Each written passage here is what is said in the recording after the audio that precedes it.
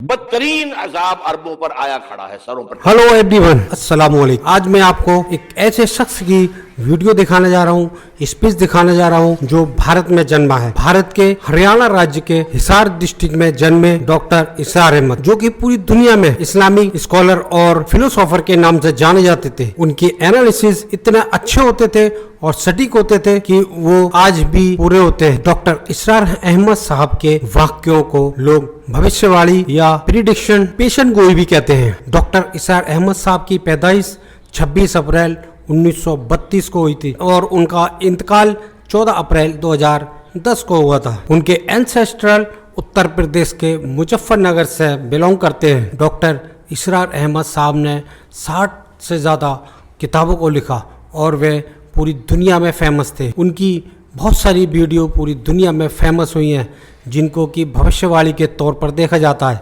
आज मैं उन्हीं एक वीडियो में से एक आपको दिखा रहा हूं, जिनमें उन्होंने कहा कि अरबी एक दिन पूरी तरह से तबाह होंगे, ग्रेटर इजराइल बनेगा और फिर एक दिन ग्रेटर इजराइल ग्रेटर कब्रिस्तान में चेंज होगा। आइए मैं आपको उनकी स्पीच को दिखाता हूँ। नई नई जानकारी की रहस्यमय वीडियो देखने के लिए आप हमारे चैनल ट्रू वायरल स्टोरी को जरूर सब्सक्राइब कीजिएगा। बदतरीन अजाब अरबों पर आया खड़ा है सरों पर तना हुआ। बदतरीन ऐसी जंग होनी है अल-मलहमतुल उज़्मा, जिसको कि मैं भी आपको गवाही पेश कर दूंगा, जिसे कहा गया कि लास्ट क्रूसेड, बुश ने भी क्रूसेड लफ्ज़ बोल दिया था, फिर वापस लिया उसने। निकल जाती है जिसके मुंह से सच्ची बात मस्ती में, फकीह मस्तहदीन से वो रिंदे बादा खारिज था। क्रूसेड कहकर फिर वापस लिया। ये क्रूसेड, इसके ऊपर जिस कदर नुकसान होना है अरबों का, ग्रेटर इजराइल बनेगा। ये इराक, शाम, उर्दून, सऊदी अरब का कुछ शिमाली इलाका, तुर्की का जनूबी इलाका, मिस्र का सेराय सीना और उसके साथ ही जो बेहतरीन उसका दरख्वास्तरीन इलाका डेल्टा ऑफ नाइल, ये सब यहूदियों के कब्जे में। इसको हदीस में कहा गया अल-मलहमतुल उज़्मा। ईसाई 80 अलम लेकर है मुसलमानों के ऊपर हमलावर होंगे और हर अलम के नीचे 12,000 फौज, 9.5 लाख फौज। ये नेटो की तैयारी किसके लिए हो रही है? जब यूएसएसआर का खात्मा हुआ तो पूछा गया था नेटो चीफ से, अब किस लिए? तुम्हारा वो दुश्मन तो खत्म हो गया, अब हमें इस्लामिक फंडामेंटलिज्म से निपटना है। वो जानते हैं खतरा यही है, अब इस्लाम उभर सकता है। मुसलमानों के सीनों के अंदर वो आग है, ऊपर खाक किस तरह आ गया है, तो उन्हें उठाना बैठना, ये अंदर तो अंगारा है, ऊपर से राख है, इसे धोखा न खा जाना इनके दिलों के अंदर। और बुश ने कहा था मुसलमान चाहते हैं कि हिस्पानिया से लेकर इंडोनेशिया तक निजाम खिलाफत कायम करें। अब मैं हैरान हुआ था कि इस कमबख्त को हिस्पानिया का ख्याल कैसे आ गया। हमें तो कभी आता ही नहीं, हम तो भूल गए। वो तो 500 बरस पुरानी बात है जबकि वहां से हमें निकाल दिया गया था। अगर इकबाल ने कहा था, है अर्ज़े फिलिस्तीन पे यहूदी का अगर हक, हिस्पानिया पर हक नहीं क्यों अहले अरब का? हिस्पानिया में तो 800 साल हुकूमत की मुसलमान है और अभी 500 बरस ही गुजरे हैं ना। यहूदी तो अर्ज़े मुक़द्दस से 2000 साल निकाले गए, उन्हें लाके आबाद किया गया, अरबों के सीने में खंजर ठोंक दिया गया। वो छोटा सा मुल्क जो चाहता करता, कोई पूछने वाला नहीं। अमेरिका जैसे अपने बेटे की हिफाजत करे वैसे करता था। और हुज़ूर ने फरमाया है वो जंग जब होगी तो एक बाप के अगर 100 बेटे होंगे तो 99 खत्म हो जाएंगे, एक बचेगा। ये हदीस है सही। और आपने फरमाया वैलुल लिल अरब मिन शर्रिल क़द इक़्तरब, अरबों के लिए हलाकत है, अरबों के लिए बर्बादी है उस शर से जो करीब आ चुकी है। और आज जिस तरह उन्होंने उनकी तहजीब को इख्तियार कर लिया, दुबई जाकर देखिए, बदतरीन मगरबी माशरा जो है वो दुबई के अंदर अपने कायम करके निकाला। अब सऊदी अरब उस रास्ते पर बढ़ रहा है और उसके बाद नंबर 2 पर जो है हम पाकिस्तानी हैं। लेकिन मैं इसके पहली बात जो कह रहा हूँ वो तो यकीनी है, इसमें तो अहादीस से सही आवा। अगरचे उसके बाद पासा पलटेगा, फिर हजरत मेहदी का ज़हूर होगा, हजरत ईसा का नुज़ूल होगा और वो ग्रेटर इजराइल ग्रेटर ग्रेवयार्ड बनेगा यहूदियों का। एक एक यहूदी कत्ल होगा और दफन होगा। ये बात होना है, मैं पहली बात बच कर रहा हूँ। तो पासा पलटेगा जब पलटेगा। अभी जो सामने है वो क्या है, जिसे मलहमतुल उज़्मा कहा हुजूर ने, जिसे आर्मगेडोन कहते हैं ईसाई। आर्मगेडोन की अगर कहीं जाकर आप देखेंगे, आप डिक्शनरी में मानिए क्या लिखा है, a very big war which will be fought between the forces of evil and good before the end of this world। इस दुनिया के खात्मे से पहले खैर और शर की कुव्वतों के दरमियान बहुत बड़ी जंग होगी। अरमगेदोन उसे कहते हैं अरबी में और आर्मगेडोन उसे कहते हैं। और ये बाइबल की आखिरी किताब के अंदर जो इसमें कि मुकाशिफात यूहन्ना, रेवलेशंस ऑफ सेंट जॉन, ये तो मैं कह रहा हूँ यकीन के साथ, ज्यादा दूर नहीं आया चाहता है। इसलिए कि यहूदियों का और ईसाई जो कंजर्वेटिव्स हैं, नेओ कंजर्वेटिव्स, उनका 5 निकाती एजेंडा है मुत्तफक़ अलैह, जिसके तहत ये जंग सलीबी शुरू की गई है। तो सुन लीजिए आप। आर्मगेडोन नंबर 1, ग्रेटर इजराइल कायम हो जाना उसके नतीजे में नंबर 2, मस्जिद अक्सा और कुबतुस सगरा को गिराना। नंबर 3, वहां थर्ड टेंपल, वो मस्जिद जो हजरत सुलेमान ने बनाई थी 1000 कब्ल मसीह में, फिर बर्बाद की थी नेबूकदनेस्सर ने, दोबारा बनाई गई, फिर दोबारा खत्म हुई 70 ईस्वी और तक गिरी पड़ी। उनका खाना काबा गिरा हुआ है 70 ईस्वी से लेकर आज तक। एक दीवार है वेलिंग वॉल, जहां जाते हैं, रोते हैं, पीटते हैं, मालूम करते हैं, वहां वो बनेगा थर्ड टेंपल। और नंबर 4, उसमें लाकर रखा जाएगा तख्त हजरत दाऊद। ये तख्त कहाँ है इस वक्त? ये लंदन शरीफ के अंदर, जो उनकी पार्लियामेंट का जो चर्च है, वेस्टमिंस्टर एबे, उसमें रखा हुआ। एक पत्थर था जिस पर बिठाकर हजरत दाऊद की ताजपोशी हुई, फिर हजरत सुलेमान की हुई, फिर वो पत्थर रख दिया गया जब हजरत सुलेमान ने बनाया हैकल मस्जिद अक्सा। हर बादशाह जो था यहूदी उसी के ऊपर बिठाकर उसकी ताजपोशी होती। सन 70 में टाइटस ने गिराया उसे, हैकल को, वो पत्थर ले गया, वहां से रोम गया, रोम से आयरलैंड गया, आयरलैंड से स्कॉटलैंड आया, स्कॉटलैंड से इंग्लैंड आया, और अब वो रखा हुआ है 14वीं सदी ईस्वी से आज तक।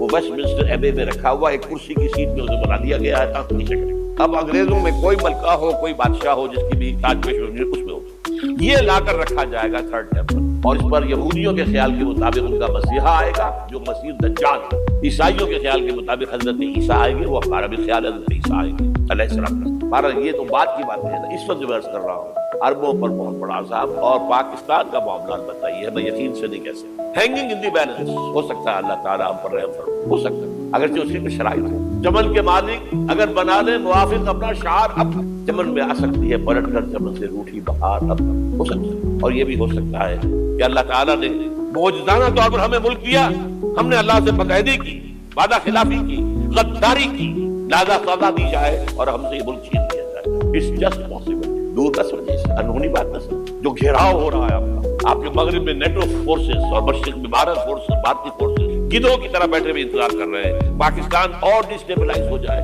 यहाँ और बदअमनी हो जाए। लाहौर में फिर आज धमाके हो रहे हैं। 2 दिन पहले का धमाका मैं सह के आया हुआ हूँ आपके सामने बैठ, वो जाने बची ही नहीं। तो हमारी अकेडमी का हश्र हुआ, मैं आपको नहीं बता सकता ये सारा क्यों हो रहा है, ताकि यहाँ बदअमनी हो जाए और हमें जवाब मिल जाए। मगरिब से नेटो फोर्स दाखिल हो जाए, मशरिक से भारतीय फोर्स आ जाए और हमारे एटमी दांत तोड़कर और फिर हमें भारत के सामने डाल दिया जाए। Now do as you like. ये उनका नक्शा है। होगा क्या, वो अल्लाह जाने, होगा वो जो अल्लाह चाहे। लेकिन अल्लाह का चाहना जो है वो किस पर मुनहसिर है। यहाँ इनकलाब बर्पा करो, यहाँ इस्लाम लाओ। अगर धंधों में लगे रहोगे तो वो खुद ब खुद नहीं आ जाएगा। सहाबा ने जाने दी थी, कितनी तकलीफें उठाई थी। 12 बरस तक मक्की दौर के अंदर नशे दरवेशी दरसादो दमादम जन जो पुख्ता शबी खुदरा पर सल्तनत जब सन। यौम ताइफ याद है जो हजरत आयशा फरमाती है कि मैंने पूछा था हुजूर से कि यौम उहद से ज्यादा सख्ती भी आप पर कभी आई? यौम उहद पर क्या हुआ? तलवार का वार पड़ा था आपके चेहरे मुबारक। ये जो रुखसार की हड्डी है इसके अंदर वार गया है। ऊपर खौद की 2 कड़ियां थी, वो इसमें घुस गई। 2 दंदान मुबारक शहीद। वो खौद की कड़ियां एक साहबी ने अपने दांतों से पकड़ खींचने की कोशिश की, दांत निकल गए, वो नहीं निकली। क्या जतन करके निकाली गई होगी तो खून का फवारा आया, इतना खून गया है कि आप बेहोश हो गए, गिर गए और मशहूर ये हो गया कि आपका इंतकाल हो गया, शहादत हो गई। ये सीरत कभी पढ़ी है? हजरत आयशा के होश का तो यही दौर था ना। यौम ताइफ में तो क्या थी, बची थी, मुझे क्या पता क्या हो रहा है हुजूर के साथ। 3 दिन तक हुजूर मक्के की गलियां और वहां के उबाश लोग पथराव कर गए थे इस उम्मीद में कि शायद वहां का कोई सरदार ईमान ले आए। तो यहाँ तो अबू तालिब भी फौत हो गए। यही दुनिया भी सहारा था, खानदानी सहारा था अबू तालिब के जरिए। और घर में एक दिलजोई करने वाली रफीका हयात थी, वो भी, उनका भी इंतकाल हुआ। आपने कहा ये आमुल हुज़्न है, अब तो बनू, अब तो सबको तय हो गया कुरैश को कि अब जैसे कत्ल कर दो इसको। इसीलिए आप गए ताइफ, शायद वहां का कोई बड़ा सरदार माने, ईमान ले आए मुझ पर, तो मैं अपना बरकत इधर शिफ्ट कर दूं। तीनों से मिले हैं, तीनों ने वो जवाब दिए, निकल जाओ यहाँ से, मैं तुम्हारे साथ बात भी करने को तैयार हूँ। अच्छा, तुम्हारे सिवा कोई नहीं मिला था अल्लाह को नबी बनाकर भेजने के लिए? देखो जाओ, मैं बात नहीं करना चाहता, हो सकता है मैं बेइज्जती कर बैठूं, वाकई तुम अल्लाह के नबी हो तो मैं मारा जाऊंगा, जाओ जाओ जाओ। ये सुलूक मोहब्बत के साथ है। और फिर छोकरों को, स्ट्रीट अर्चिन्स जिन्हें आप कहते हैं, इशारा किया था खबर लो इनकी, पथराव हो रहा है। साथ में एक आदमी से, ज़ैद इब्न हारिसा। अब सामने से पत्थर आ रहे हैं तो हजरत ज़ैद आगे आ जाते हैं, धात बनते हैं, मुझे लगे पत्थर उर्दू कर रहे, अब पीछे से आ रहे हैं। चारों तरफ से तो ढाल नहीं बन सकता, जिसम लहूलुहा, खून जाकर जूतियों में जम गया है, जूती उतर नहीं थी। फिर वहां से बाप से पहले दुआ मांगी, अल्लाहुम्मा इलैका अश्कू ज़ौफ़ क़ुव्वती व क़िल्लत हीलती व हवानी अलन नास। अल्लाह तेरी जनाब में फरियाद लेकर आया हूँ अपने कुव्वत की कमी का, अपने वसाई की कमी का, और जो जिल्लत खारी हो रही है लोगों के साथ। इला मल तकिलुनी, मुझे किसके हवाले कर दिया? इला बाइदी यतजहमुनी, यह मेरे ऊपर हुजूम करके आज हमला करे, और आदमी मन लगता हमरे, ये दुश्मन के हवाले मेरा मामला किया जो चाहे करते हो। लेकिन फिर अब्दियत गालिब आती, ان لم یکن علی غضبک فلا ابالی، اللہ اگر تو ناراض نہیں ہے تو مجھے کوئی پرواہ، سر تقسیم خم ہے جو مزاج یاد ہے، مجھے اندیشہ یہ ہے کہ تو ناراض تو نہیں ہوئی۔ یہ تکلیفیں جھیلی، سینکڑوں صحابہ نے جانوں کا نذرانہ پیش کیا۔ احزاب کی جنگ میں فاقوں پر فاقے ہو رہے تھے، اور ان فاقوں کی حالت میں خندق کھودنے کا حکم ملا ہے، لوگوں کی کمریں دوہری ہو رہی ہیں، پتھر باندھے ہیں اپنے پیٹوں سے، اپنے چادروں کے ساتھ کس کر قبر دوہری کرو۔ اور جب صحابہ خدانے چلا رہے ہیں تو کیا کہہ رہے ہیں؟ نحن الذین بایعوا محمدا علی الجہاد ما بقینا ابدا اللہم لا عیش الا عیش الاخرہ۔ صحابہ کہتے تھے ہم وہ لوگ ہیں جنہوں نے محمد سے بیعت کی ہے کہ جہاد کرتے رہیں گے جب تک جان میں جان نکل جائے تو بات اور جان ہے، چاہے ابھی بھوک سے کمر دوہری ہوئی جا رہی، جان تو ہے۔ اور ایک دفعہ کہتے تھے اللہم لا عیش الا عیش الاخرہ، اللہ عیش زندگی تو آخرت کی۔ اور حضور فرماتے تھے، حضور پہ بیٹھے ہوئے نہیں تھے گاؤں تو کیا لگا کر پتھر اٹھا اٹھا کر خندق میں چلے جا کے باہر پھینک رہے تھے۔ جب صحابہ کہتے ہیں اللہم لا عیش الا عیش الاخرہ، حضور فرما رہے ہیں فاغفر للانصار والمہاجر، اے اللہ ان انصار اور مہاجرین کی مغفرت فرما دے۔ پھر حضور کی خدمت میں کچھ لوگ آئے، حضور اب یہ فاقہ ناقابل برداشت ہو گیا، دیکھیے ہم نے یہ پتھر باندھے ہوئے اپنے پیٹ میں۔ حضور نے کرتا اٹھا کر دکھایا، وہاں 2 پتھر بندے ہوئے۔ یہ ہے سیرت النبی۔ آپ کس چیز کو سیرت النبی سمجھتے ہیں؟ بہرحال اس موضوع پر میری ایک کتاب ہے منہج انقلاب نبوی کہ انقلاب کیسے آیا تھا۔ اگر دل میں ذرا بھی آرزو پیدا ہو گئی ہو کہ اللہ قبول کر لے مجھے قبول کر لے اس کام کو، تو وہ کتاب آپ کے لیے مست کا پڑھنا ہے۔ وعن ابی ہریرہ رضی اللہ تعالی عنہ قال قال رسول اللہ صلی اللہ علیہ وسلم مثلی ومثل الانبیاء کمثل قصر احسن بنیانه وترك منه موضع لبنة فطاف به النصارى يتعجبون من حسن بنيانه إلا موضع تلك اللبنة فكنت أنا سددت موضع اللبنة ختم بي البنيان وختم بي الرسل وفي رواية وأنا اللبنة وأنا خاتم النبيين رواه امام البخاری و امام مسلم رحمهم الله۔ رب اشرح لي صدري ويسر لي امري واحلل عقدة من لساني يفقهوا قولي۔ اللهم ربنا الهمنا رشدنا واعصمنا من شرور انفسنا، اللهم ارنا الحق حقا وارزقنا اتباعه وارنا الباطل باطلا وارزقنا اجتنابه، آمین یا رب العالمین۔ آپ حضرات کو یاد ہوگا میں نے اعلان کیا تھا کہ آج مجھے ختم نبوت کی جو عقلی دلیل ہے اس پر بات کرتے ہیں۔ ختم نبوت سے جو نص قاطع ہے قرآن مجید کی آیت سورہ احزاب کی، اس پر تفصیلی مرتبہ تفصیلی گفتگو ہو چکی۔ یہ عقلی اور نقلی 2 الفاظ کو سمجھ لیجئے۔ اردو میں کئی معنی میں آتا ہے نقلی کا لفظ، نقلی مصنوعی کو بھی کہتے ہیں، لیکن نقل سے یہاں مراد جو ہے وہ ہے نقل ہونا۔ ہمارے دین کی بنیاد نقل پر ہے، عقل پر نہیں ہے، اگرچہ اس میں عقل کے خلاف کوئی بات نہیں، لیکن بنیاد جو ہے وہ عقل پر نہیں۔ نقل سے مراد کیا ہے؟ وہی منقول ہوئی اللہ سے حضور کو نقل ہوئی، منتقل ہوئی، اسی کے معنی میں منتقل ہونا۔ پھر وہ وہی منتقل ہوئی حضور سے صحابہ کو، یہ انتقال ہو رہا ہے، نقل ہو رہا ہے، منتقل ہونا ہو رہا ہے۔ پھر صحابہ سے تابعین کو، تابعین سے تابعین کو، اصل دین تو وہ ہے کتاب و سنت۔ سنت رسول بھی منقول ہے، صحابہ نے حضور سے جو سنا، جو کرتے دیکھا، جو آپ کے فرامین ہے وہ نقل کیے، وہ تابعین تک پہنچے، تابعین سے تابعین تک پہنچے، محدثین اکرام نے بڑی محنت کر کے انہیں جمع کیا۔ تو یہ ہے نقل۔ تو قرآن اور حدیث سے دلیل لائی جائے گی تو وہ نقلی کہلائے گی، نقلی دلیل۔ اس کے مقابلے میں عقلی دلیل، عقل میں کیا دلیل؟ اب اس کے ضمن میں ایک اور تمہیدی بات نوٹ کر لیجیے۔ قرآن مجید میں اگر کوئی بات مجملاً آئی ہے اور اس کی پوری وضاحت نہیں ہوئی تو اس کی وضاحت کا فرق محمد رسول اللہ پر۔ حدیث اصل میں قرآن کے ان مقامات کی وضاحت کرتی جن میں کہ کسی وضاحت کی ضرورت نہیں۔ مثال کے طور پر اب یہ فرمایا گیا واعتصموا بحبل اللہ، جب اللہ کی رسی کو سب مل جل کر مضبوطی سے تھام لو۔ لیکن حبل اللہ کی مراد کیا ہے یہ قرآن میں نہیں، اگرچہ حبل اللہ کا ذکر جو ہے وہ ہے، لیکن حبل اللہ کیا ہے یہ قرآن، یہ حدیث۔ القرآن حبل اللہ المتین ممدود من السماء الى الارض، قرآن ہے اللہ کی وہ مضبوط رسی جو آسمان اور زمین کے درمیان تنی ہے۔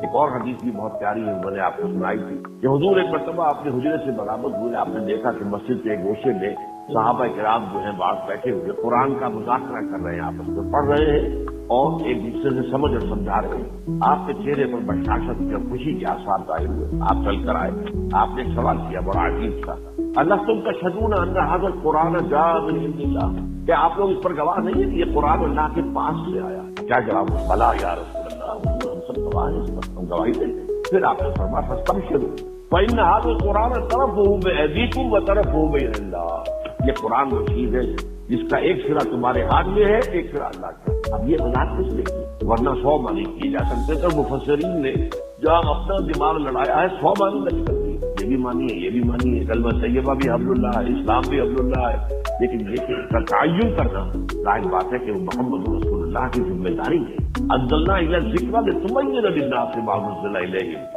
اے محمد ہم نے آپ پر یہ ذکر نازل کیا ہے تاکہ آپ لوگوں کی یہ واضح کریں اس چیز کو کہ جو ہم نے نازل کتاب کے ساتھ معلم بحث کتاب سے آپ بحث نہیں کر سکتے، معلم آپ کو پڑھاتا ہے کہ وضاحت کرتا ہے، تو حسب کتاب اور اس کتاب کا معلم وہ محمد رسول اللہ صلی اللہ علیہ وسلم، انما بعثت معلما، مجھے تو معلم بنا کر بھیجا گیا۔ کسی طرح کئی الفاظ ایسے ہوتے ہیں جن کے ایک سے زائد معنی ہوتے ہیں، ان کے معانی کا تعین کر دینا اگر قرآن میں ایسا لفظ آیا ہے تو وہ بھی حضور کا کام ہے، نبی کا کام ہے، نبی کا فرض ہے کہ یہاں پہ اس سے مراد کیا ہے۔ اب اس کی جو ہے ایک مثال بہت ہے اور وہ یہی لفظ ختم ہے، خاتم النبی، خاتم النبی۔ اس کے معنی کیا ہے؟ ختم کے ایک معنی تو یہ ہے جو آپ کو معلوم ہے کہ اردو میں بھی مستعمل ہے، ایک تو یہ ہے کہ پیسے ختم ہو گئے، اناج ختم ہو گیا، اب یہ کہ ایک شے پہلے تھی اب نہیں ہے۔ ایک یہ ہے کہ سکول کا طالب علم کہتا میں نے اپنا کام ختم کر لیا، اب یہ ختم کسی اور معلوم، میں نے اپنا کام پورا کرنا، تو پورا کرنا اور کسی شے کا پہلے ہونا اور اب نہ ہونا، یہ دونوں معنی اس کے اندر ہے۔ پھر خاتم کے معنی جو ہے انگوٹھی کے بھی ہے، مہر کے بھی ہے،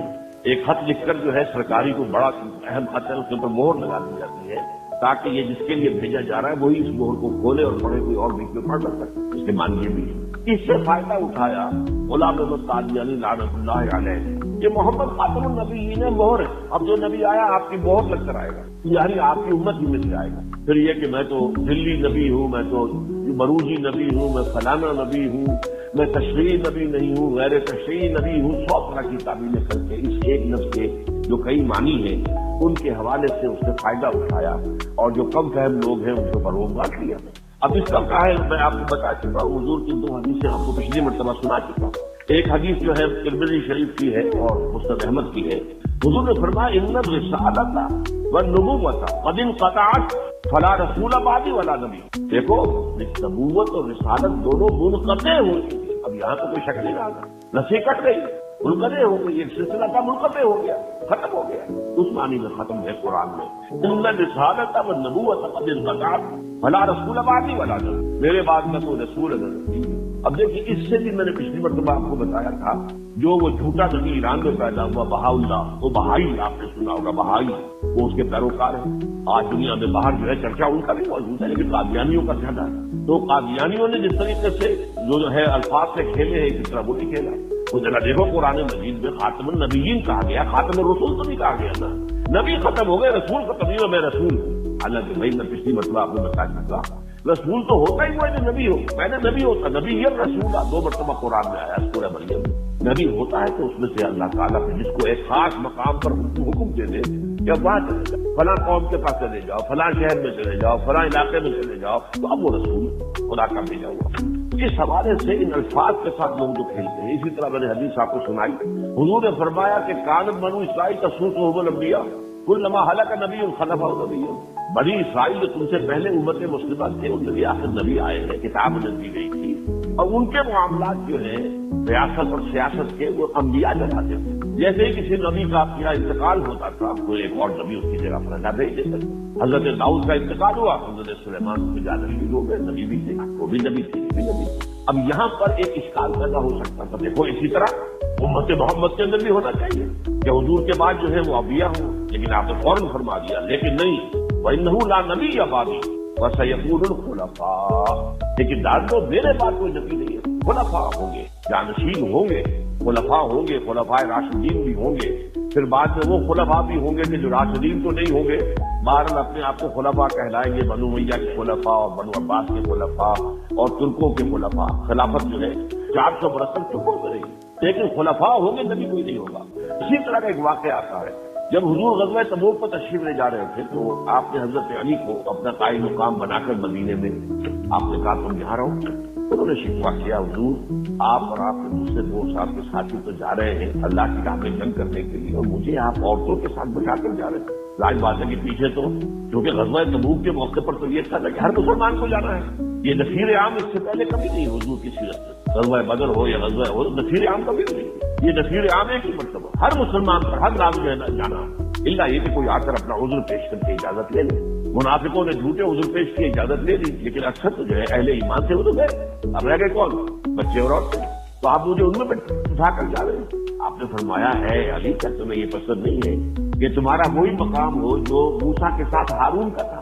حضرت موسیٰ جب گئے تھے اللہ تعالیٰ کی طلب کرنے پر کوہ طور پر, جہاں آپ کو اب تورات ملنی تھی, تو حضرت موسیٰ حضرت ہارون کو اپنا قائم مقام بنا کر چلے گئے. تو اے علی کیا تمہیں یہ پسند نہیں ہے کہ تمہارا بھی وہی مقام ہو جو میرے ساتھ جو کہ موسیٰ کے ساتھ ہارون کا تھا؟ لیکن دیکھ لو میرے پاس نبی کوئی نہیں ہے, یہاں پر بھی وضاحت کر مبادہ کو شائبہ پیدا ہو جائے, کہیں پر مغالطے کی جگہ پیدا ہو جائے, کہیں کوئی امکان پیدا ہو جائے. کیا اب اس میں بھی امکان پیدا ہو سکتا تھا کہ حضرت موسیٰ کے ساتھ حضرت ہارون تھے تو وہ تو نبی تھے, وہی رسول تھے. فرماتے ہیں کوئی اس میں مغالطہ نہ ہو, میرے بعد کوئی نبی نہیں ہے. تو اس حوالے سے میں نے آپ کو بتایا کہ کہیں شائبہ بھی پیدا نہ ہونے پائے شک کا, اتنا اہتمام حضور کی احادیث میں کر دیا گیا. یہ آپ کا فرض منصب ہی ہے. یہاں اصل میں منکرین حدیث کا معاملہ سمجھ لیجیے, وہ لوگ جو ہے حدیث سے محروم کرنا چاہتے ہیں مسلمانوں کو, تو پھر تو کہیں پر کوئی حفاظت رہے گی نہیں. نماز کا نظام نہیں بنتا اگر آپ جو ہے حدیث کو سامنے نہ رکھیں. یہ پورا نظام جو ہے درم برم ہو جائے گا. اور یہ ساری جو اللہ تعالیٰ کے نبی کی طرف سے وضاحتیں آنے سے جو حد بندیاں ہو گئی ہیں وہ حد بندیاں ختم ہو جائیں گی. بہرحال اس کے ضمن میں جو سب سے بڑی دلیل ہے وہ کیا ہے؟ جو اپنی دلیل, وہ دلیل یہ ہے کہ دین اور ہدایت حضور پر کامل ہو گئے. اب سادہ سی بات ہے, یہ پانی لبالب بھر دیا گیا گلاس میں, تو اب آگے کون سا پڑے گا پانی اس میں؟ ایک دلیل سادہ سے کسی دیہاتی کو سمجھانے کے لیے بھی کافی ہوگی. لیکن یہ ہے کہ اس میں اصل میں پہلے یہ سمجھ لیجیے کہ انہوں نے دلیل کیا استعمال کی. ایک اپنی دلیل انہوں نے بھی استعمال کی, اور جیسے کہ میں نے بتایا تھا کہ عوام کو اپیل کرنے والی باتیں کہ کیسے ہو سکتا ہے کہ ہمارے نبی تو فوت ہو کر زیر زمین دفن ہے اور عیسیٰ جو ہے آسمان پر اٹھ جائے, کیسے اور وہ زندہ ہے آسمان پر. اس سے اس نے مسئلہ پیدا کیا. اس پر انشاءاللہ میں گفتگو کروں گا, یہ اہم مسئلہ ہے. اس معاملے کے اندر گفتگو شروع ہوئی ہے تو بات پہلو میں چاہتا ہوں کہ واضح ہوئی. ہمارا اسی طریقے کی دلیل یہ تھی وحی اور نبوت رحمت ہے. رحمت کیسے ختم ہو سکتی ہے اللہ کی؟ اب بتائیے عام آدمی کو دلیل جو ہے اپیل کرے گی. نبی تو رحمت ہے اور رحمت للعالمین حضور ہے, تو اللہ کی رحمت جو ہے ختم ہو سکتی ہے. وہی تو نعمت ہے, رحمت ہے, رحمت ختم ہو سکتی ہے. اس کا جواب کیا ہے وہ اصل میں سمجھنے کی ضرورت ہے, اور وہ عقلی دلیل ہے محمد رسول اللہ کے ختم نبوت. دیکھیے ہدایت جو کہ وحی کا اور نبوت کا اصل مقصد تھا, اس ہدایت کے لیے لفظ نعمت بھی آتا ہے, اسی کے لیے نور بھی آتا ہے. اس لیے کہ ظاہر بات ہے نور ایک ظاہری ہے, یہ اس کے راستے میں ہم اس کی روشنی میں راستہ چلتے ہیں, دیکھتے ہیں. اندھیرا دھوپ ہو جائے اگر, وہ تو خیر دن کی بات ہے, کچھ نہ کچھ جو ہے اندھیرا رہے گا, لیکن رات کو اگر بجلی چلی جائے تو سب موجود ہوتے ہیں, ایک دوسرے کو دیکھ تو نہیں سکتے, معلوم ہے کہ ہے دیکھ نہیں سکتے, اس لیے روشنی نہیں ہے. تو دنیا میں جس طریقے سے ظاہری روشنی ہے تو انسان جو دنیا میں دیکھتا ہے, راستہ دیکھتا ہے, چلتا ہے, اسی طرح اپنی پوری زندگی میں راستہ صحیح چلنے کے لیے ایک باطنی روشنی درکار ہے, وہ ہے جو وحی ہے, اور ہدایت کے ذریعے سے انسان کو ملتی ہے. اسی کو نعمت کہا. کیوں نعمت کہا گیا؟ اس لیے کہ دنیا میں کوئی شے نعمت نہیں ہے جب تک نعمت ہدایت ساتھ نہ ہو. یہ بات میں نے بہت مطلب ہوگا کہ صحت بڑی نعمت ہے, لیکن اگر اس کے ساتھ ہدایت نہیں ہے, اس کی صحت کو غلط جگہ استعمال کرو گے, گناہ کمانے کے لیے استعمال کرو گے, جرائم کے لیے استعمال کرو گے, لوگوں پر ظلم کرنے کے لیے استعمال کرو گے. اب یہ نعمت کہاں رہی کہ تو زحمت ہو گئی. اس سے تو اچھا تھا کہ تم بیمار بن کر پڑے ہوتے بستر کے اوپر, تو ان کاموں سے تو بچ گئے. دولت نعمت ہے لیکن صرف اس وقت جبکہ اس کے ساتھ نعمت کی ہدایت, ورنہ وہ نعمت نہیں ہے. کوئی چرے کرو گے, اللہ تللے کرو گے, جو بھی کرو گے, عیاشیاں کرو گے, اور لوگوں کے اندر جو ہے غریبوں کے اندر احساس محرومی پیدا کرو گے, یہی کرو گے نا دولت کے ساتھ. اگر تمہارے ساتھ ہدایت نہیں, اولاد نعمت ہے بشرطے کہ وہ صالح اولاد, اور تم نے اس کی صحیح تربیت کی, اس کا حق ادا کیا, ورنہ وہی اولاد جو ہے سوہان روح بن جاتی, بڑھاپے میں آ کر اس طرح ستاتی ہے کہ آپ جو ہے وہ بے پناہ مانگ کے اللہ کی اولاد. اس باری میں جو وحی ہے وہ ہدایت کے لیے ہے, وہ نعمت ہے, وہ رحمت ہے اللہ تعالیٰ کی. اب اس ضمن میں یہ ہے کہ یہ ہدایت کامل ہو گئی. اگر تو ہدایت پہلے دن سے چلی آ رہی ہوتی ہے ایک ہموار انداز میں تو بات اور تھی. ہدایت درجہ بدرجہ بڑھی ہے. جیسے نوع انسانی ایک عہد طفولیت بھی تھا. جیسے ایک بچہ ہے آپ کے پاس, وہ اپرائمری کا طالب علم ہے, آپ اسے PhD کا استاد رکھ دیں, وہ کیا پڑھائے گا؟ کیا فلسفہ پڑھائے گا؟ پڑھائے گا تو وہی اگر بیٹا پڑھائے گا وہی جو پڑھ سکتا ہے. تو جب نوع انسانی بحثیت سے مجموعی اپنے عالم طفولیت میں تھی تو بڑی بنیادی باتیں بتا دی گئی.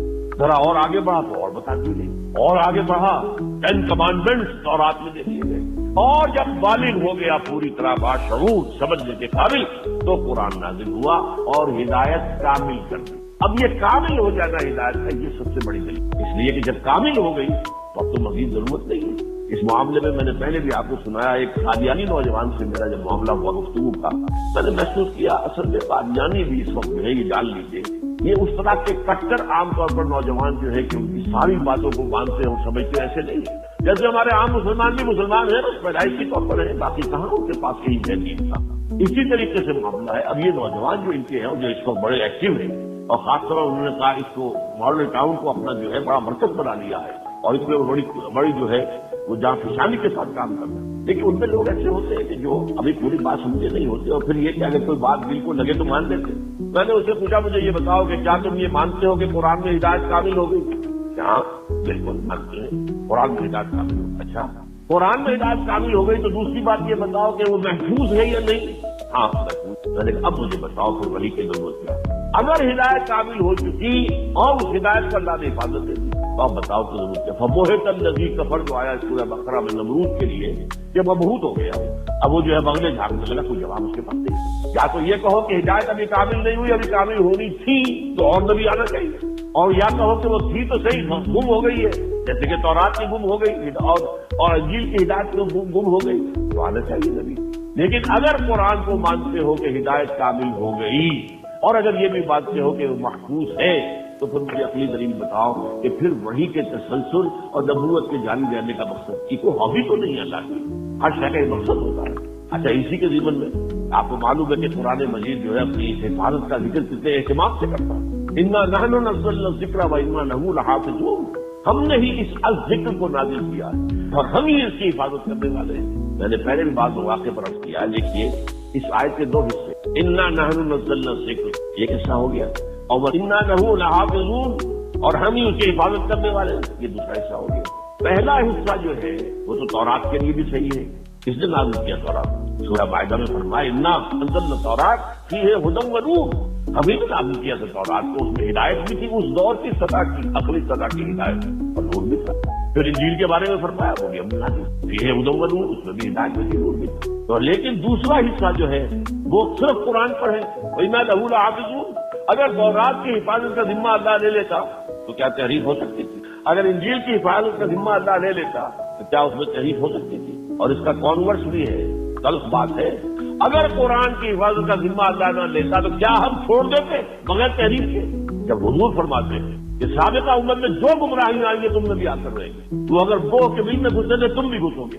اگر ان میں کوئی شکی ایسا اٹھا جس نے اپنی ماں کے ساتھ زنا کیا تم میں بھی کوئی بدبخت اٹھے گا جو یہ کام کر سکتا ہے ایسا، تو کیا ہم چھوڑ دیتے؟ کیا ہم نے ترجموں میں تحریفیں نہیں کی؟ کیا ہم نے تفسیروں میں تحریفیں نہیں کی؟ لیکن یہ قرآن کے متن کو بڑھا کر یہ قرآن کے ساتھ اب اس میں یہ بات ہے، یہ بات سمجھانے کی ہے۔ بھائی تم سوچو یہ بھی بات کرنے کی ہے۔ اگر کوئی نوجوان آتا ہے آپ کے پاس آپ سے بات کرتا ہے، میں یہ سوچو کیا وجہ ہے کہ تورات کو اور انجیل کو تو حفاظت نہیں دی گئی، قرآن کو دی گئی؟ بتاؤ۔ میں تو اسے اور زیادہ عوامی انداز میں کہا کرتا ہوں کہ قرآن کو اور یہ تورات اور انجیل کو یہ حق پہنچتا ہے کہ وہ اللہ سے شکایت کرے، فریاد کرے، شکوہ کرے کہ اے اللہ قرآن بھی تیری کتاب، ہم بھی تیری کتابیں تھی، تو یہ ہمارے ساتھ سوکندی بیٹیوں والا سلوک کیوں ہوا؟ ہماری حفاظت نہیں، قرآن کی حفاظت ہے کیوں؟ اس کی وجہ ہے نا، وجہ یہ ہے کہ تم مستقل ہدایت نامے نہیں تھی، ابدی ہدایت نامے نہیں تھی، تمہارے اندر ابھی ہدایت کامل نہیں ہوئی تھی۔ قرآن میں ہدایت آئی، ہدایت کامل ہو گئی، ہدایت مکمل ہو گئی، عبادت ابدی ہے، اس کے بعد دروازہ بند ہو رہا تھا ہم نہیں پڑھتے۔ یہ عقلی بات ہے، یہ بات جو ہے وہ عقل میں اس میں سمجھ میں آنے والی ہے۔ انا نحن نزلنا الذکر وانا لہ لحافظون، اور ایک جگہ تو فرمایا بڑا عجیب انداز، لا یاتیہ الباطل من بین یدیہ ولا من خلفہ، اس قرآن پر باطل حملہ آور ہو ہی نہیں سکتا، نہ سامنے سے نہ پیچھے۔ اب سامنے اور پیچھے سے کا مفہوم یہ بھی ہے کہ نہ قرآن کو کوئی چیلنج کر سکا حضور کی زندگی میں اور نہ قرآن کو آج تک کوئی چیلنج کر سکا، اور ماننا پڑتا ہے دنیا کو کہ ہاں اس کی کتاب جو ہے یہ وہی ہے، محفوظ کتاب ہے جو محمد نے عطا کی تھی امت کو صلی اللہ علیہ وسلم، جبکہ انجیل نہیں ہے، انجیل والے مانتے ہیں 104 انجیلیں تھیں جن میں سے 4 منتخب کی انہوں نے، 4 کہناتی ہے کینونیکل قانونی جو واقعی مستند ہے، اور 100 اور ہے جو اپوکریفل کہلاتی ہے ان کے یہاں، یہ ایسے ہی ہے بس ان کی مستند نہیں۔ میں نے ایک مرتبہ ایک پادری سے بات کی تھی جب میں ابھی طالب علم تھا میڈیکل کا، تو منٹگومری میں بہت بڑا مرکز ہے ان کا، جب آ گیا پادری سے پوچھا، میں نے کہا which one of them is Bible, یہ جو متی کی انجیل ہے، لوک کی انجیل ہے، مارک کی انجیل ہے اور جان کی انجیل ہے، which one of them is the Bible, none of them is Bible. میں حیران رہ گیا یہ پادری کیا کہہ رہا ہے. None of them is Bible. Bible is in them. Bible ان میں ہے, 400 میں 100 میں بائبل ہے, وہ مختلف ہے. اس نے یہ بیان کیا, لوک نے یہ بیان کیا. اب وہ در حقیقت سوال عمریاں ہیں. ہم حضرت عیسیٰ علیہ السلام کے حالات میں جو بیان کیے گئے اسی میں حضرت عیسیٰ کے مواعظ بھی آ گئے, اسی میں حضرت عیسیٰ پر جو وحی آئی وہ بھی آ گئی ہے. یعنی یہ سمجھیے یہ بات ایک نقطہ ہے اہم جو آ گیا ہے. ہمارے ہاں جو ہر چیز ڈسکریٹ ہو گئی, قرآن علیحدہ, حدیث علیحدہ, سیرت علیحدہ, وہاں کیا ہوا تینوں چیزیں گڑبڑ ہیں. انہیں انجیلوں کے اندر جو ہے وہ ان کی وحی جو آئی حضرت عیسیٰ پر ہوئی ہے, حضرت عیسیٰ کے اپنے مقولے اپنے جو مواعظ ہیں وہ بھی ہے اور لائف بھی ہے. اب ظاہر بات ہے کہ ان کو جو بھی ان کے خیال میں سولی دی گئی تو سولی کے حالات حضرت عیسیٰ نے بھی بیان کی. یہ تو بعد میں کسی نے تاریخی اس بات سے لکھی ہے, اسی لیے وہاں پر بہت فرق ہے. تمام انجیلوں کے اندر فرق ہے, کوئی فرق نہیں جو ہے. قرآن ایک علیحدہ ہے, اسی لیے حضور نے حدیثیں لکھنے سے منع کر دیا تھا کہ ابھی جب کہ قرآن جو نازل ہو رہا ہے اور کوئی شے نہ لکھو مجھ سے سوائے اس قرآن کی. کچھ عرصے کے بعد آپ نے اجازت دی جب معلوم ہو گیا کہ اب یہ محفوظ ہو چکا ہے اور یہ قرآن جو ہے ان کے بارے میں تو واضح ہو چکا ہے کہ یہ قرآن ہے اور غیر قرآن جو ہے اس میں شامل نہیں ہوگا, میری حدیثیں اس میں شامل نہیں کی جائیں گی, تب آپ نے اجازت دی. تو اس حوالے سے یہ دو عقلی دلیلیں ہیں. لا یاتی ہی باطل من بین یدیہ ولا من خلفہ, پر تو باطل حملہ ہو ہی نہیں سکتا. اسی طریقے سے دیکھیے یہ بھی ایک نقطہ نوٹ کرنے کا ہے, یہ جو شائبہ بھی نہ پیدا ہو جائے اس کا, اس کے لیے جو میں نے آپ کو بات دلیلیں دی اس کا حاصل کیا ہے. اجماع امت 1400 برس گزر گئے, امت میں کوئی فرقہ پیدا نہیں ہوا ہے اس طرح سے جس نے اس ختم نبوت کا انکار کیا. باقی اختلافات ہیں لیکن یہ کہ اس میں کوئی اختلاف نہیں, تو ظاہر بات ہے کہ یہ چیز آخر بغیر کسی دلیل کے تو نہیں ہے. پھر یہ کہ حضور کی جو نبوت رسالت ہے اس کے ضمن میں ذرا بھی آدمی غور کرے, اتمام اور تکمیل, اکمال اور تکمیل کی الفاظ بار بار آتے ہیں. واللہ متم نورہ, اللہ تو اپنے نور کا اتمام پر باقی رہے گا, یعنی اپنی ہدایت کا. تو یا اللہ الا یتم نورہ, اللہ کو حرج منظور نہیں ہے مگر یہ کہ اپنے نور کا اتمام فرمائے, نور ہدایت. اور اسی پر فرمایا الیوم اکملت لکم دینکم واتممت علیکم نعمتی ورضیت لکم الاسلام دین. یہ آیتیں ہیں جو کوٹ کی جانی چاہیے ختم نبوت کے دفاع میں. عقلی طور پر جب گفتگو ہو عام طور پر ہمارے پاس وہی ایک آیت پیش ہوتی ہے اور اس میں جیسا کہ میں نے کیا ختم کے نسخ مانی کہی ہے, اس لیے وہ تعویل کر کے عوام کے اوپر جو ہے وہ جہالت سے حملہ کر آور ہو جانا بہت آسان ہے. یہ ان میں کہاں دو امکان ہے. آج کے دن میں نے تمہارے دین کی تکمیل کر دی اور اپنی نعمت کا اتمام کر دیا, نعمت ہدایت مکمل ہو. یہ اتمام اور تکمیل اور تکمیم اور اتمام جو ہے یہ الفاظ جو آتے ہیں, یہاں تک کہ حضور کی ایک حدیث بھی آپ کو سناتا ہوں, انما بعثت لاتمم مکارم الاخلاق, میں اس لیے بھیجا گیا ہوں کہ جو اخلاق کے اعلیٰ کام ہیں ان کے مکمل کر دوں. اخلاق انسانی کی بھی بلندیاں اپنی آخری حد کو چھونے لگے. میری بحثت کا مطلب کیا ہے؟ اتمام دین حق, اتمام نور, تکمیل دین, اتمام ہدایت, اتمام نعمت, اتمام اخلاق. بہرحال یہ بات جیسا کہ میں نے عرض کیا ہے کہ یہ بھی عقلی دلائل میں سے ہے. ایک اور دلیل یہ ہے, سابقہ انبیاء پر جو کتابیں اتری ان میں بعد میں آنے والے انبیاء کی پیشن گوئیاں موجود ہیں. انجیل میں آج تک فارقلیف وہ انجیل کے اندر سے اس کو اور بہت سی چیزیں انہوں نے مٹا دی ہے.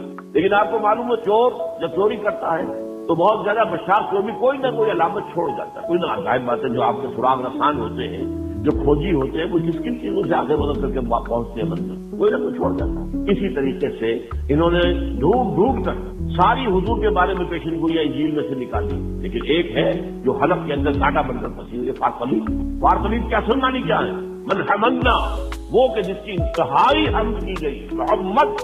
لیکن یہ کیا کرتے, وہ تسلیاں دینے والا, نجات دہندہ, یہ مختلف معنی کر دیں گے تاکہ اس کو ہم کسی اور کے اوپر بھی جو ہے وہ اپلائی کر سکیں. لیکن یہ کہ فارقلیف, پیراکلیف, یہ پیراکلیٹوس, مختلف الفاظ بدلتے چلے گئے, لیکن یہ کہ وہ بارہ اپنی جگہ ہے اسے مٹا سکتے. اسی طرح یہ بھی میری زندگی کا اہم واقعہ ہے. ہمارا تنظیم اسلامی نارتھ امریکہ کا اجتماع تھا, ابھی 12 سال پہلے کی بات ہے تقریباً. وہاں ہیوسٹن میں, وہاں پر وہ بڑا شہر ہے جنوبی علاقے میں, ہماری کنونشن تھی. اس میں انہوں نے ایک سیشن رکھا کہ جس میں ایک یہودی عالم بھی بڑے کو بلایا گیا, ایک کرسچین کو بلایا گیا, ایک ہماری طرف سے ہمارے نوجوان ساتھی تھے انہوں نے تقریر کر دی. وہاں جو یہودی آئے, وہ جو آیا تھا عیسائی, اس نے تو آئیں بائیں شائیں کی, ان کے پاس وہ دلیل ہے نہیں, عقل کے خلاف ہے, سارا عیسائیت کا عقیدہ عقل کے خلاف ہے. حضرت آدم کی غلطی لے کر میں بھی آیا ہوں, آپ بھی آئے ہیں, آپ کے بوجھ پر گناہ ہے, گناہ کی گٹھڑی ہے پیدائش کے طور پر. اور اب اس کے سوا اللہ کا کوئی چارہ نہیں تھا کہ وہ تمہیں گناہ سے نجات دے سوائے اس کے کہ اپنے اکلوتے سلبی بیٹے کو دنیا میں بھیج کر تمہاری طرف سے وہ قربانی کا بکرا بنا کر اسے سولی چڑھوائے تاکہ جو بھی اس کو مان لے اس کی نجات ملے۔ انا للہ و انا۔ قرآن نے کیا بتایا؟ آدم اور حوا سے غلطی تو ہوئی تھی، انہوں نے توبہ کی، اللہ نے معاف کر دی، فتاب علیہ، اللہ نے ان کی توبہ کو بات ختم۔ اور پیدا جو ہوتا ہے بچہ وہ سلیم الفطرت ہوتا ہے، کل مولود یولد علی الفطرہ، فطرت انسانی پر، فطرت اسلام پر، یہ دین فطرت ہے، فطرت اللہ التی فطر الناس علیہا۔ کوئی بچہ پیدا ہوتا ہے معصوم ہوتا ہے، کوئی گناہ کا بوجھ لے کر نہیں آتا۔ یہ ساری کیا چیز اب انہوں نے سارا گھڑنا پڑا کیوں؟ جب ہر بچہ جو پیدا ہو رہا ہے گناہ کی گٹھڑی لے کر آ رہا ہے تو کیا کیا جائے؟ اللہ بھی اس کے سوا کچھ نہیں کر سکا کہ اپنا اکلوتا بیٹا بھیج دیا زمین میں، اسے سولی چڑھا دو اور اس کو جو تکلیف پہنچے گی وہ دھرم کا کفارہ ہو جائے گا، اس کے خون سے دھل جائیں گے سارے گناہ۔ بہرحال میں نے جب تک عرض کیا برنباس کی ایک انجیل ہے جو میں نے بتایا تھا کہ 100 انجیلیں وہ ہے جو اپوکریفل کے اندر مسلم نہیں مانتے، ان میں سے ایک برنباس کی ہے، یہ مانتے ہیں کہ حواریین میں سے ایک برنباس بھی تھے، ان کی انجیل ہے، اور وہ پوپ کے جو ہے پچھلی صدی میں کوئی جانتا ہی نہیں تھا، نام بھی نہیں جانتا تھا مسلمان کا، یہ پوپ کے لائبریری سے برابر ہے، اس میں تقریباً سمجھیے ہر صفحے پر حضرت حضور کی پیشن گوئی موجود، لیکن فارکلیت والی تو بہرحال میں بھی ہے۔ اور میں آپ کو بتا رہا تھا ہیوسٹن کا واقعہ کہ وہاں جو یہودی آئے تھے بڑے معمر تھے، پروفیسر ایمیریٹس، بہت بڑے، جب پروفیسر جب ریٹائر ہو جائے تو پھر جو بہت زیادہ صاحب علم انہیں رکھ لیا جاتا ہے کہ وہ بزرگ کی حیثیت سے پروفیسر ایمیریٹس کہلاتے ہیں، وشو گراٹ، ڈاکٹر وشو گراٹ بوائر۔ اس نے ایک بات تو یہ کی تو حیران ہوا، Islam is the best religion for the whole of humanity except you. اب وہ اگر ہول کے لیے مان لیتا تو سوال مجھ سے کیا جاتا کہ یوز کے لیے کیوں نہیں ہے، تو انہوں نے پہلے جملے کے اندر وہ ایک جملہ رکھ دیا کہ تاکہ اس کے اوپر الزام نہ آ سکے۔ خیر، لیکن ایک اور بات اس نے کی، اسرائیل کو ہم تو نہیں سپورٹ کرتے، ان کو تو یہ کرسچن کی طرف یہ سپورٹ کر رہے ہیں، اس لیے کہ نیو کنزرویٹو عیسائی جو ہے وہ ہے اصل میں جس کے لیے آج کل جو ہے یہ اصطلاح استعمال کی جا رہی ہے کہ ایک تو جو ویو ہے کہ جو یہودی ہے جو کہ زائونسٹ ہے اور ایک عیسائی زائونسٹ، اصل سپورٹ جو ہو رہی ہے وہ عیسائیوں کی طرف سے ہو رہی ہے۔ وہ ایک الگ موضوع ہوگا بڑی چل رہا تو یہ کہا تھا کہ یہ آدمی کچھ حق فرق معلوم ہوتا۔ پھر میں نے اپنے ایک وہاں کے دوست سے معاملہ کیا کہ کیا ان سے کوئی ملاقات ہو سکتی ہے، ان کا ہاں مراکز ہے، انہوں نے اپنے گھر میں مدعو کر لیا پروفیسر وشو گراٹ، میں بھی آ گیا۔ کچھ گفتگو کے بعد میں نے ان سے پوچھا کہ یہ جو کتاب استثناء میں ایک پیشن گوئی ہے 18واں باب 18ویں آیت، اس کی کیا آپ کے نزدیک پہنچی؟ کہنے لگے کیا وہ ہے، اس کا مستحضر نہیں تھا۔ میں نے کہا تورات میں یہ ہے کہ اللہ نے فرمایا حضرت موسیٰ سے کہ میں یعنی یہ جو بنی اسرائیل ہے ان کے بھائیوں میں سے ایک رسول تیرے مانند اٹھاؤں گا اور اس کے منہ میں اپنا کلام ڈالوں گا اور وہ وہی بات کہے گا جو میں اسے کہوں گا۔ میں نے کہا یہ کون ہے؟ بنی اسرائیل کے بھائی کون ہیں؟ یہ تو اسماعیلائٹ ہے، صاحب صاحب یقین اسماعیل، یہ دو بھائی تھے نا، اسحاق اور اسماعیل، اسماعیل کی اولاد ہے عرب اور اسحاق کی اولاد ہے بنی اسرائیل۔ تو اسرائیل یہ تو یقین پھر آپ سوچیے سوچنے پڑ گئے۔ میں نے زیادہ اس کو رب کرنے کی کوشش نہیں کی، میں وعدہ کسی دل پر اتر آئے، لیکن حق اس نے کہہ دیا۔ اور جیسا کہ حضرت موسیٰ کے مانند کس اعتبار سے؟ حضرت عیسیٰ کو تو کوئی شریعت نہیں دی گئی، صاحب شریعت رسول تھے حضرت موسیٰ اور صاحب شریعت رسول حضرت محمد صلی اللہ علیہ وسلم علیہ السلام۔ لہٰذا اس اعتبار سے یہ دل مشابہت ہے کہ میں ان کے بھائیوں میں سے ان کے لیے تیرے مانند ایک رسول اٹھاؤں گا اور اس کے منہ میں اپنا کلام ڈالوں گا۔ یعنی اے موسیٰ تمہیں تو میں نے لکھا ہوا دیا ہے نا، 10 کمانڈمنٹ لکھے ہوئے دیے ہیں، اس کو لکھی ہوئی چیز سے نہیں دوں گا، اس کے منہ میں اپنا کلام ڈالوں گا۔ یعنی بھائی جو وہ مجھ سے وہی لوگوں سے کہے گا جو مجھ سے میں نے اسے کہا۔ یہ باتیں موجود ہیں، ان کی پیشن گوئیاں موجود ہیں۔ سوال یہ ہے کہ قرآن میں کیوں پیشن گوئی نہیں ہے اگر کوئی نبوت ہونی چاہیے اس کے بعد؟ یہ بھی ایک بڑی واقعی دلیل ہے۔ کیا قرآن میں کوئی پیشن گوئی ہے؟ وہ دکھا سکتا معلوم نہیں۔ تو اس سے بھی ختم نبوت جو ہے اس کا قرآنی دلیل جو ہے وہ ثابت۔ اب اس کے بعد آئیے میں ایک نقطہ آخری بیان کر رہا ہوں، یہ ضمنی موضوع ہے آج کے اعتبار سے، یہ تکمیل نبوت اور تکمیل رسالت، اسی میں حضور کی فضیلت کا راز مضمر ہے۔ اگر نبوت اور رسالت ہموار چلے آ رہے ہوتے، ایک ہی طرح کی ہدایت، ایک ہی طرح کا دین، ایک ہی طرح کی ہدایت، ایک ہی طرح کا دین آ رہا، تو اگر آ کر ایک جگہ ختم ہو جاتا تو اس میں فضیلت کی کون سی بات ہے؟ بلکہ ایک اعتبار سے تو بات منفی بنتی ہے، یہ رحمت مخلوق گئی، یعنی وہ جو اس کا کہنا تھا یہ تو رحمت ہے، رحمت کا ضرور سکتی ہے، لیکن اگر تصور یہ ہو کہ نبوت، ہدایت اور دین ترقی کرتے ہوئے تدریجاً آگے بڑھتے ہوئے مکمل ہو گئے محمد رسول اللہ صلی اللہ علیہ وسلم پر، اب ہے فضیلت۔ تکمیل نبوت اور تکمیل رسالت فضیلت ہے، محض ختم نبوت فضیلت نہیں بنتی. اگر ختم عثمانی میں صرف لیے آپ کہ لا نبی آبادی وہ حق ہے اور اس کا حق علماء نے ادا کیا ہے, یہ تو اس کی ہے, اس لیے کہ اس سے وابستہ ہے یہ مسئلہ کہ کوئی شخص مسلمان ہے یا نہیں ہے, یہ قانونی مسئلہ. یار علماء کرام نے ختم نبوت کے اس مفہوم کو خوب مدلل کیا, بڑی بڑی کتابیں لکھی ہیں, سارے شبہوں کا جواب دیا ہے, بہت کام کیا ہے. لیکن یہ کہ مہاراج کیونکہ معاملہ صرف اس ختم نبوت کا عثمانی میں نہیں ہے بلکہ تکمیل اور تتمیم نبوت ہے, اس لیے میں نے آج آپ کو جو حدیث سنائی ہے وہ ضرور کی. اور یہ حدیث جو ہے, باقی حدیثیں کوئی ترمذی کی تھی, کوئی اور ابن ماجہ کی تھی, یہ حدیث متفقون علیہ ہے, بخاری اور مسلم دونوں کی. حضرت ابو ہریرہ فرماتے ہیں کہ حضور نے ارشاد فرمایا, میری اور انبیاء کی مثال مثلی و مثل الانبیاء کا مثل قصر, ایک محل کی تھی, اوسیرا قصر اوسیرا بنیان ہوں, اس کی تعمیر بہت عمدہ کی, عالی شان, بہت ہی نفع. وہ تورے کا بن ہو موضع لبنۃ, ایک جگہ ایک اینٹ یا ایک پتھر کی جگہ چھوڑ دی گئی.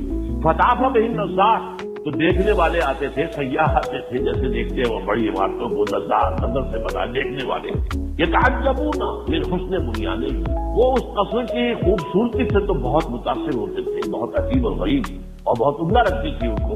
اللہ موضوع کر لبے نا, لیکن وہ کہتے تھے یہ جو ایک اینٹ کی جگہ چھوڑ دی گئی ہے یہ کس لیے, یہ تو گویا کہ داغ ہے اس کے حسن پر. فکنت انا, میں ہوں وہ اینٹ, صدقت تو موضوع لبنا, میں نے وہ ایک اینٹ کا رکھنا جو تھا پر کر دیا ہے. ختم بنیان بنیان, اب وہ عمارت میرے ذریعے سے مکمل ہو گئی ہے. ختم بالرسل, اور میرے ذریعے سے رسالت کا اختتام ہو گیا. اور ایک روایت میں آئے ہیں فانا لبنتو وانا خاتم النبیین, میں ہوں ختم کرنے والا نبوت. یہ ہے بخاری اور مسلم کی. یہ روایت بہت کم بیان ہوتی, حالانکہ جیسا کہ میں نے کہا اس میں اصل دلیل ہے, تکمیل نبوت میں اصل دلیل ہے, تکمیل رسالت میں اصل دلیل ہے, اور تکمیل نبوت اور رسالت ہی میں اصل فضیلت محمدی کا بیان ہے. ہدایت آپ پر کامل ہو گئی, دین آپ پر کامل ہو گیا. تیسرے اعتبار سے آپ کی رسالت ہمیشہ کے لیے اور پوری نوع انسانی کے لیے, یہ کسی اور رسول کی بات نہیں, یہ بھی تکمیل رسالت. باقی سارے رسولوں کی رسالت اگلے رسول کے آنے تک کے لیے ہے, اگلے رسول کے بعد اگلے رسول کی رسالت کا دور شروع ہو گیا, اور اپنی اپنی قوم کی طرف بھیجے گئے. الی عاد اخاهم هودا والی ثمود اخاهم صالحا والی مدین اخاهم شعیبا وغیرہ وغیرہ. لیکن حضور کی رسالت اس وقت کی بھی پوری نوع انسانی کے لیے اور تا قیامت آنے والے تمام انسانوں. یہ تیسرا پہلو تکمیل نبوت, اور یہ ہے فضیلت, فضیلت محمدی تمام انبیاء اور رسول کے مقابلے میں. اور پھر چوتھا پوائنٹ کیا ہے, واحد رسول ہیں جنہوں نے اللہ کے دین کو بالفعل قائم کر دیا, اور کسی کی تو اشارت نہیں ہے, نہ ابراہیم کی ہے, نہ ہود کی ہے, نہ ہود کی ہے, نہ صالح کی ہے, نہ عیسیٰ کی, نہ موسیٰ کی. یہی ہے نا اولو العزم من الرسل. یہ 5 یا 7 رسول سب سے چوٹی کے رسول کہلاتے ہیں. بعض لوگ 5 مانتے ہیں, نوح, ابراہیم, موسیٰ, عیسیٰ, حضور. بعض 7 کہتے ہیں جنہیں قرآن میں بہت تکرار کے ساتھ حضرت ہود اور حضرت صالح کا ذکر بھی, انہیں بھی شامل کرتے ہیں. تو 7 اولو العزم من الرسل, جیسے قرآن میں کہا گیا کہ اے نبی فاصبر کما صبر اولو العزم من الرسل, آپ صبر کیجیے جیسے کہ ہمارے اولو العزم پیغمبروں نے صبر کیا. یہ اولو العزم پیغمبر ہیں, ان کے ذریعے سے کئی اللہ کا دین قائم ہوا ہے, کوئی نظام بنا, کوئی اسلامی ریاست قائم ہوئی, آپ نے قائم کر کے دکھایا. اور آخری نقطہ, اس میں نبوت اور رسالت کی تکمیل ہی نہیں ہے, انسانیت کی تکمیل ہے کہ آپ نے یہ سارا کام عظیم انقلاب خالص انسانی سطح پر جد و جہد کے ذریعے سے پورا کیا. کہیں بہت زیادہ نہیں آتی, بھوک آئی ہے تو منو سلوا نازل نہیں ہوا, برداشت کرو, باندھو پیٹوں پر پتھر اور پھر بھی چلاؤ, بھاوڑے چلاؤ اور خندق کھودو, ایک ایک کھجور 3 مجاہدین کرا 24 گھنٹے, برداشت کرو, جھیلو.